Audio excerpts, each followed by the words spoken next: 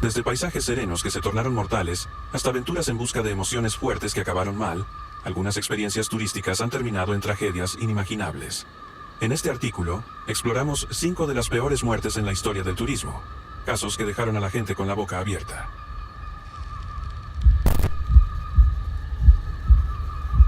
En el tranquilo corazón de los Alpes suizos, cerca del pueblo de Saxeten, un pintoresco cañón esculpido por el tiempo se convirtió en el escenario de uno de los momentos más oscuros de la historia del turismo de aventura. El 27 de julio de 1999, lo que comenzó como una emocionante escapada se convirtió en una pesadilla que perseguiría a los supervivientes y resonaría en los recuerdos de familias de todos los continentes. Ese día, un grupo de turistas de todo el mundo, Australia, Sudáfrica, Nueva Zelanda, Reino Unido y Suiza, se reunieron con gran expectación. Les habían prometido una experiencia inolvidable de barranquismo en el majestuoso desfiladero de Saxetbach. Mientras se equipaban y entraban en el estrecho cañón, la emoción se apoderó del grupo. Pocos podían imaginar que la belleza que les rodeaba pronto se convertiría en mortal. Nubes oscuras se cernían sobre sus cabezas, sin que nadie se diera cuenta o prestara atención. Los guías, experimentados y seguros de sí mismos, tranquilizaron al grupo asegurándoles que el tiempo no suponía ningún peligro. Había salidas a lo largo del cañón, dijeron, y la aventura era segura. Con esas palabras, comenzó el descenso, saltando a piscinas de agua cristalina, deslizándose por paredes rocosas y flotando a través de un paraíso esculpido en piedra. Pero la naturaleza tenía otros planes. A medida que el grupo se adentraba, la atmósfera comenzó a cambiar. Una lluvia ligera se convirtió en un aguacero, y las aguas, antes cristalinas, se transformaron en un torrente turbulento y fangoso. La corriente se hizo más fuerte. El nivel del agua subió a una velocidad aterradora, pasando de los tobillos a las rodillas en cuestión de segundos. La serenidad del cañón se convirtió en una sensación de pánico. De repente, una pared de agua, silenciosa hasta que golpeó, se precipitó por el desfiladero. Una riada, nacida de la furia de las montañas, se abatió sin piedad sobre el grupo. En un instante, la alegría se convirtió en pánico, y comenzó la lucha por la supervivencia. Algunos fueron arrastrados inmediatamente, sus cuerpos lanzados como hojas en una tormenta. Otros se aferraron a las rocas, jadeando entre las olas. Unos pocos intentaron ayudarse mutuamente, pero la fuerza del agua era implacable. Troncos y piedras surgían de la torrente, golpeando todo a su paso. Una superviviente, una joven australiana, se encontró cayendo por el desfiladero, indefensa ante la furia de la crecida. Arrojada contra una roca, golpeada por los escombros, estaba maltrecha y rota, pero viva. A su alrededor, el agua arrastraba los cuerpos sin vida de amigos y desconocidos. Escapar parecía imposible, todas las direcciones eran peligrosas. En ese momento de caos, tuvo que tomar una decisión en una fracción de segundo. Quedarse y ser aplastada, o rendirse a la corriente y esperar que la perdonara. Decidió soltarse. El río la arrastró por estrechas grietas y sobresaltos ocultos, lanzándola como a una muñeca de trapo. En un momento dado, fue lanzada por los aires y cayó por una enorme cascada. Abajo, por pura suerte, la esperaba un remanso. Agotada, herida y apenas consciente, se arrastró hasta la orilla, con las extremidades fallándole y la mente destrozada por el miedo. La hierba de la orilla se le escapaba entre los dedos. Cada movimiento era una lucha entre la vida y la muerte. Entonces, como si el destino le tendiera una última mano, apareció otro superviviente. Juntos, llegaron a la seguridad de la orilla, ayudados por el mismo guía que había intentado salvarla momentos antes, justo antes de que la crecida se llevara tantas vidas. En total, ese día se perdieron 21 vidas, incluidos 3 guías. 2 nunca fueron encontrados. Las secuelas conmocionaron al mundo entero. Familias de países lejanos volaron a Suiza en busca de respuestas. Se abrió una investigación criminal que reveló que el viaje se había llevado a cabo, a pesar de las claras advertencias de mal tiempo. 8 personas relacionadas con el operador turístico fueron finalmente declaradas culpables de homicidio por negligencia. Las cicatrices eran más profundas de lo que cualquier sentencia judicial podía curar. Para la superviviente australiana, la inundación lo cambió todo. Las lesiones físicas se curaron lentamente, pero el daño psicológico perduró. Diagnosticada con trastorno de estrés postraumático y luchando contra la culpa del superviviente, pasó años enfrentándose al trauma, atormentada por los rostros de aquellos que había perdido y el sonido del agua corriendo, que resonaba en su mente mucho después de que el cañón se hubiera quedado en silencio.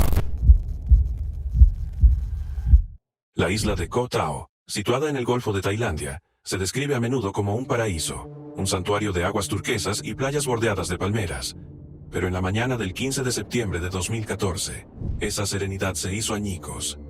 Bajo tanta belleza, se desarrolló una historia brutal que atraería la atención internacional, alimentaría la controversia y dejaría a dos familias en lados opuestos del mundo sumidas en el dolor. David Miller y Hannah Witheridge no se conocían antes de llegar a Koh Tao. El destino los llevó a habitaciones contiguas en un modesto complejo frente al mar conocido como Ocean View Bungalows. Como innumerables mochileros antes que ellos, llegaron en busca de sol, aventura y un respiro de las presiones de la vida cotidiana. Debería haber sido un viaje lleno de risas y puestas de sol. En cambio, terminó en horror. En las primeras horas de ese fatídico día, David y Hannah fueron vistos por última vez caminando juntos por la arena de la playa de Sairi, la más popular de la isla. Habían salido de un bar cercano, y la cálida brisa isleña aún acariciaba la orilla mientras paseaban bajo las estrellas. Pero lo que siguió en la oscuridad fue un acto de violencia indescriptible. Sus cuerpos fueron descubiertos a la mañana siguiente, juntos, pero sin vida. Hannah, de solo 23 años, había sido brutalmente agredida y asesinada. David, de 24 años, fue encontrado cerca de allí, con el cuerpo marcado por una paliza salvaje, antes de ser abandonado para que se ahogara en las aguas poco profundas. La noticia del doble asesinato conmocionó a la isla y más allá. Dos vidas prometedoras, llenas de ambición y bondad, habían sido arrebatadas en un momento de crueldad. Hannah era una recién graduada que quería dedicarse a la logopedia, y su familia la recordaba como un alma gentil con el poder de conmover a muchas personas. David, un estudiante de ingeniería de Jersey, era conocido por su creatividad, inteligencia y calidez. Ambos eran adorados por sus familias y comunidades, y su repentina muerte dejó una herida que nunca se curaría del todo. El dolor de sus seres queridos pronto dio paso a otra dura prueba, la búsqueda de justicia. Mientras las autoridades tailandesas se apresuraban a encontrar a los responsables, aumentaba la presión para obtener respuestas. Apenas unas semanas después, dos trabajadores migrantes birmanos llamados Zhao Lin y Wai Fiu, fueron detenidos y acusados de los asesinatos. Acusados de asesinato premeditado, violación, robo y estancia ilegal en el país. Los hombres se convirtieron en el centro de un caso que despertó tanto escepticismo como indignación. Desde el principio, la investigación estuvo plagada de dudas. Surgieron denuncias de que los sospechosos habían sido golpeados y coaccionados para confesar. Los rumores sobre la mala gestión de las pruebas y la presión política se extendieron, ensombreciendo todo el juicio. Los grupos de derechos humanos denunciaron las deficiencias del proceso judicial, y cada vez eran más los que cuestionaban si se había detenido a los verdaderos asesinos. A pesar de estas preocupaciones, ambas familias emprendieron el difícil viaje a Tailandia en busca de la verdad, la comprensión y, tal vez, un poco de paz. La familia Witheridge, desconsolada pero decidida, asistió a parte del juicio en Koh Samui. En algunos momentos, el dolor era insoportable, especialmente cuando se mostraron en el tribunal imágenes explícitas del cadáver de Hannah. Los Miller hicieron lo mismo, honrando en silencio a su hijo visitando la misma playa donde había terminado su vida. Dejaron recuerdos, un programa del funeral cubierto de girasoles, un homenaje a la brillante vida que David había vivido. Las familias guardaron silencio sobre los aspectos controvertidos del juicio. Sin embargo, en una declaración publicada más tarde, la familia Witheridge afirmó que confiaba en los esfuerzos de la policía tailandesa, aunque muchos seguían viendo los veredictos con inquietud. Se había hecho justicia, en el sentido legal. Sin embargo, para muchos observadores, la historia dejaba preguntas sin respuesta y una persistente sensación de injusticia. Hoy en día, Koh Tao sigue atrayendo a viajeros de todo el mundo, atraídos por el mismo encanto que una vez llevó allí a Hannah y David. Pero bajo las olas bañadas por el sol y el susurro de las palmeras, el recuerdo de aquella trágica noche perdura como una advertencia susurrada, que incluso el paraíso guarda sus secretos y que, a veces, la oscuridad llega sin razón. Cuando los primeros rayos del alba besaron la antigua ciudad de Luxor, un grupo de turistas se reunió con emoción y asombro. La promesa de un vuelo al amanecer sobre el Valle de los Reyes y el río Nilo los había atraído desde todo el mundo. Gran Bretaña, Francia, Hungría, Japón, Bélgica y Hong Kong. Desde el aire, el desierto se extendía en un silencio dorado. Era una visión de ensueño. Pero para 19 de esos pasajeros, aquella mañana no traería maravillas. Traería terror y muerte. El globo aerostático, uno de los muchos que llenaban el cielo aquella mañana, despegó sin problemas al principio. Suspendidos sobre ruinas impregnadas de historia, los pasajeros se asomaban por los bordes, contemplando la serenidad que se extendía debajo. El mundo, por un instante, parecía ingrávido e inmóvil. Entonces, algo salió terriblemente mal. Cuando el globo comenzó a descender, alrededor de las 7 de la mañana, se produjo un incendio repentino e implacable. Los testigos que se encontraban cerca describieron cómo las llamas lamían la base del globo, formando un resplandor rojo contra la luz de la mañana. En medio del caos, el piloto y un pasajero británico saltaron de la cesta cuando se encontraba a pocos metros del suelo, impulsados por su instinto de supervivencia. Pero el globo, ahora desequilibrado e inestable, se elevó una vez más. Las llamas envolvieron la cesta, alimentadas por el gas que se escapaba de los cilindros a bordo. En el cielo, sobre los campos de caña de azúcar al oeste de Luxor, la gente comenzó a saltar de la góndola en llamas, algunos con esperanza, otros por pura desesperación. El globo siguió ascendiendo, llevando a los pasajeros que quedaban a mayor altura antes de caer en picado más de 300 metros hasta el campo que se extendía debajo. La explosión, cuando se produjo, fue ensordecedora. Uno de los cilindros de gas restantes se incendió al impactar, provocando una última explosión en la tranquila campiña. Fragmentos carbonizados del globo y restos se esparcieron por el lugar del accidente, en marcado contraste con la quietud de la antigua tierra que lo rodeaba. De las 21 personas a bordo, solo 2 sobrevivieron. El piloto egipcio, con quemaduras en la mayor parte del cuerpo, y un turista británico. Entre los fallecidos había parejas, amigos y viajeros solitarios, todos los cuales habían comenzado el día con alegría. A media mañana, el ambiente en Luxor había cambiado. Las sonrisas se convirtieron en silencio. El dolor se extendió por la ciudad como una tormenta de arena. Los funcionarios consulares llegaron rápidamente a Luxor para prestar ayuda y apoyo a los heridos y a los familiares de las víctimas. El Ministerio de Asuntos Exteriores británico confirmó la muerte de 2 ciudadanos británicos y un residente británico. Se informó a los familiares más cercanos y se recibieron numerosas condolencias de funcionarios, familiares y agencias de viajes. Thomas Cook, uno de los operadores implicados, prometió todo su apoyo a las familias afectadas y calificó el suceso de terrible tragedia. Entre bastidores, la industria turística egipcia sufrió otro golpe. Ya tambaleante por años de inestabilidad política, el accidente trajo nuevos temores a un sector que dependía en gran medida de los visitantes internacionales. El ministro de Aviación Civil, Wael El-Maadawi, suspendió inmediatamente todas las operaciones de globos aerostáticos y dirigió personalmente la investigación de lo que se convirtió en el desastre de globos aerostáticos más mortífero de la historia. Empezaron a salir detalles. Mohamed Youssef, un piloto que estaba cerca, recordó el horror. Estaba en el aire a solo 100 metros, preparándose para aterrizar, cuando se produjo el incendio. Creía que una fuga en uno de los 4 cilindros de gas provocó las primeras llamas. Cuando el piloto y un turista saltaron, el globo dio una sacudida y ascendió rápidamente, lo que provocó que entrara más calor en la cubierta superior. A unos 30 metros, Youssef vio a los pasajeros saltar. Algunos nunca llegaron vivos al suelo. Otros murieron al impactar. Y los que permanecieron dentro perecieron en el infierno que se desató a continuación.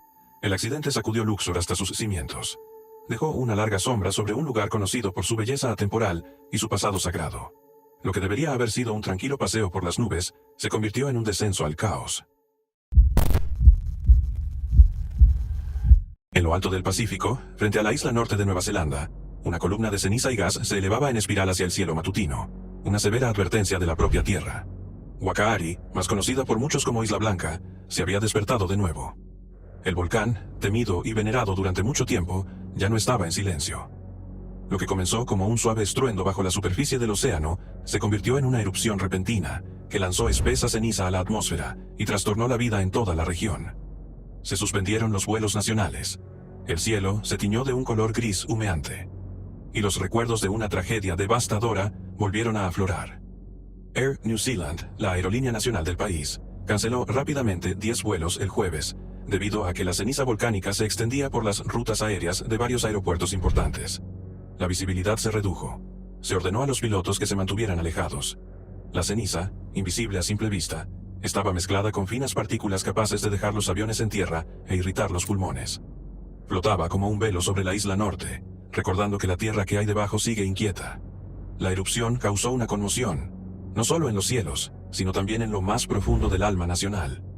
Waqa'ari se encuentra a 50 kilómetros de la costa este de la isla norte, a unos 200 kilómetros de Auckland, la bulliciosa ciudad más grande de Nueva Zelanda. Su forma escarpada y humeante ha intrigado durante mucho tiempo a los visitantes. Un lugar de misterio y peligro, aventura y asombro. La isla, que en su día fue una parada obligatoria en los itinerarios de los cruceros, atraía cada año a miles de personas, todas ansiosas por contemplar de cerca su belleza salvaje. Pero ese encanto tenía un precio. En diciembre de 2019, el volcán lanzó una violenta explosión de ceniza y vapor mientras decenas de turistas se encontraban en la isla. No hubo tiempo para huir. El suelo se abrió, el cielo se volvió negro. 22 personas perdieron la vida en lo que se convertiría en una de las tragedias turísticas más oscuras de Nueva Zelanda. Los supervivientes quedaron con lesiones y traumas de por vida. Los equipos de rescate arriesgaron sus propias vidas para rescatar a los supervivientes y recuperar los cuerpos de los fallecidos de un lugar convertido en un auténtico infierno. Desde ese día, Wakaari ha estado prohibido. No hay más barcos turísticos. No hay más visitas guiadas por su paisaje extraterrestre. Solo silencio, precaución y la larga tarea de la recuperación. Ahora, 4 años después, ese silencio se ha roto. Los científicos habían estado observando de cerca. A principios de este mes notaron señales, pequeños temblores, emisiones de gas y calor que se elevaba desde las profundidades del núcleo de la isla. Las imágenes de satélite lo confirmaron. Se estaba produciendo una actividad eruptiva menor. GNS Science, la agencia encargada de monitorear la actividad sísmica de Nueva Zelanda, elevó el nivel de alerta volcánica a 3 de 5, lo que indicaba un aumento de la actividad. Aún así, muchos esperaban que pasara sin incidentes, pero Wakaari tenía otros planes. La erupción, aunque no tan explosiva como la de 2019, fue lo suficientemente potente como para ser vista desde el espacio. Una espesa columna de ceniza y gas sulfuroso se elevó hacia el cielo, desplazándose hacia el continente. Los vientos llevaron los restos hacia el interior, donde los habitantes de las localidades costeras informaron de un olor a azufre en el aire, similar al de los huevos podridos, débil pero inconfundible. Algunos sentían irritación en los ojos y la garganta. La mayoría de los síntomas eran leves, pero inquietantes al fin y al cabo. Y, sin embargo, esto podría ser solo el principio. Los científicos del gobierno han advertido de que la actividad actual podría durar semanas, o incluso meses. El volcán no ha terminado. La presión sigue aumentando bajo su superficie, y, aunque no se prevé una erupción a gran escala, el riesgo sigue siendo alto. Nadie se arriesga, ya no. El nombre maorí de la isla, Wakaari, significa hacer visible, o mostrar, y, fiel a su nombre, ha recordado a todos el poder que se esconde bajo las costas aparentemente tranquilas de Nueva Zelanda. Es una tierra moldeada por volcanes y terremotos, un país que siempre se encuentra en el límite entre la maravilla natural y el desastre natural.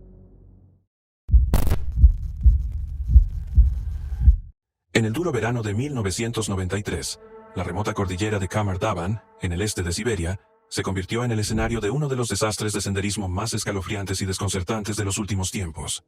Haciéndose eco del inquietante incidente del paso de Dyatlov de 1959, 7 excursionistas se embarcaron en lo que debía ser una expedición desafiante pero gratificante. Lo que ocurrió en su lugar sigue envuelto en el misterio, lleno de pánico, muerte y preguntas sin respuesta. El grupo estaba liderado por Lyudmila Korovina, una superviviente de 41 años famosa por su habilidad, disciplina y profunda conexión con la naturaleza salvaje de Siberia. Criada en un pueblo donde la supervivencia al aire libre era algo natural, Lyudmila había sido mentora de docenas de jóvenes excursionistas. La acompañaban 6 de sus alumnos, de entre 15 y 24 años. Cada uno aportaba sus propias fortalezas al viaje. Julia, la más joven, soñaba con estudiar biología y sentía un asombro infantil por la naturaleza. Sergei, un atleta de 17 años, aportaba resistencia y energía. Denis, de 19 años, era un fotógrafo tranquilo empeñado en capturar la belleza que les rodeaba. Valentina, o Valia, de 20 años, estaba muy unida a Lyudmila y era conocida por su calma.